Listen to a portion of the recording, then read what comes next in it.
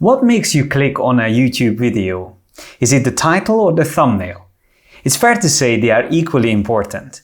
A good title can help the algorithm to rank a video higher in search results, while a good thumbnail can make the video stand out from the rest.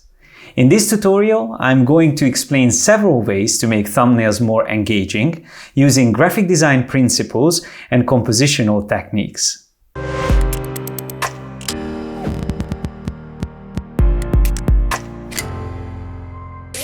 One of the most effective ways to get people's attention is to have a headshot or a portrait in your YouTube thumbnail.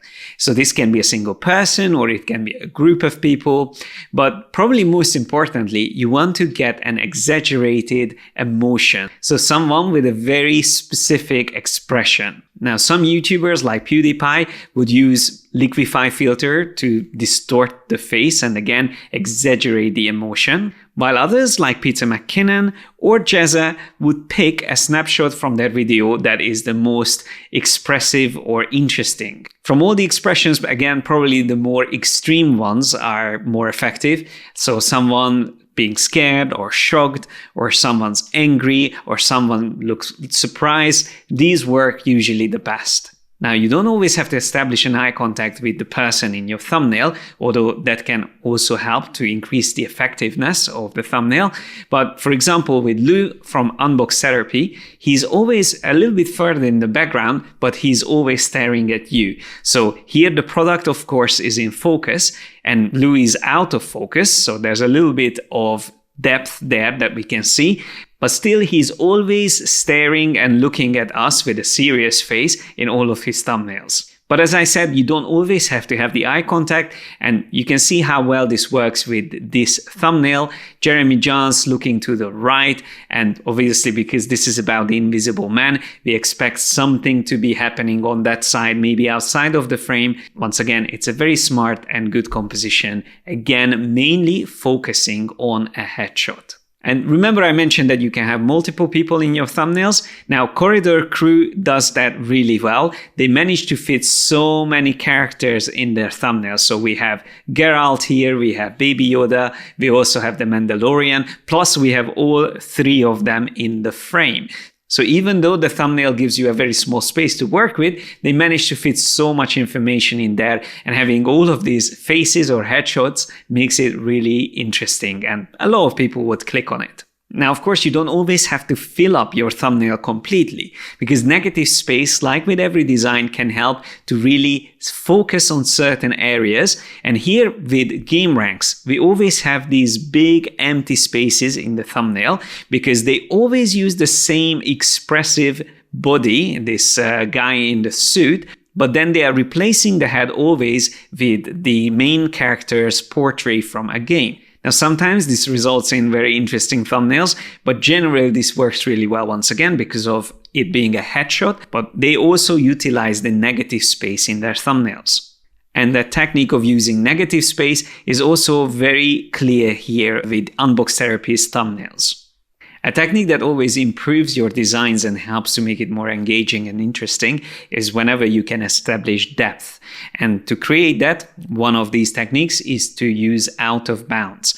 A good example for this would be Rostro's thumbnail just right above me, where we can see that the pizza is overlapping the actual final artwork here on the right side. So this is what I'm talking about, this section here. That overlap creates more depth and more interest. So we have that nice layered effect. And also notice that we have a white outline around the hand. I'm going to talk a little bit more about that, but that's the sticker effect, which essentially again is a way to separate the hand from the background. So creating a multi-layered composition. And since we are on this thumbnail, there's also another detail here, the frame around the thumbnail, which is actually part of the design. And notice once again that the depth is really wisely used here because the hand is in front of that frame. So another very subtle out of bounds effect. If you check out our thumbnails, you will see that we use this a lot. So we both use a frame, and we also use sometimes the overlapping or out of bounds effect that separates or elevates certain details and make it look like they are coming outside of the frame. Coming back to Peter McKinnon's thumbnail, we can also see this out of bounds effect. So this is the original background or backdrop from his video, and then we have the shoulders coming outside of that and overlapping the design, which really nicely integrates everything together in the whole composition. And although it is very subtle, we can also still see the overlap here, the shoulder just very gently overlapping the poster. Now, having text in your thumbnails can be very effective again, because a lot of people, when they scroll through, whether they are on their mobile phone or they are on the computer, they don't necessarily look at the titles. They would just skim through and look at the visuals, the thumbnails.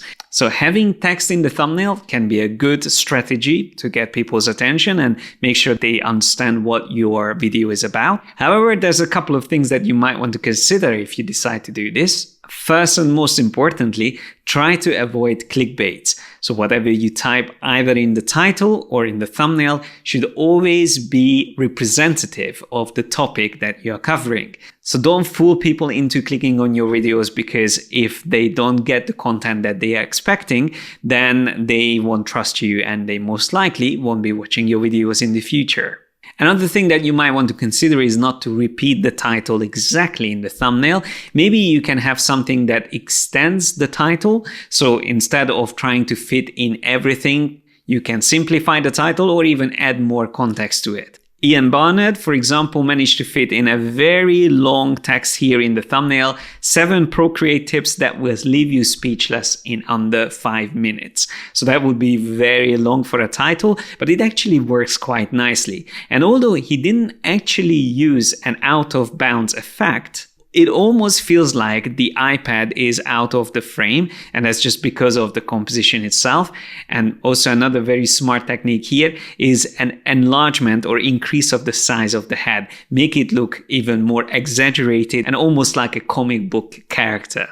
When it comes to using text in your thumbnails, it's good to be consistent and make it recognizable. And for example, IGN is doing a brilliant job at that. So we can see that they have a template or a standard that they use for their composition. So it's always going to be on the same angle. It will have this hard drop shadow behind this outline text. And then we will always have the title and subtitle nicely separated and divided.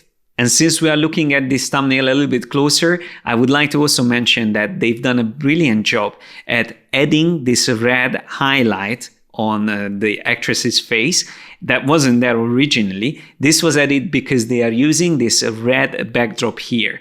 And to create that realistic atmosphere, they use this Photoshop effect, which makes it look very professional and cinematic.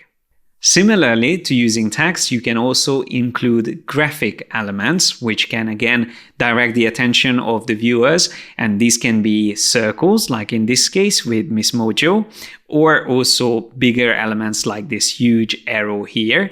And even the separation between the left and the right, this diagonal white line, can be considered a graphic element. Price tags are extremely useful, just like with advertisement in general.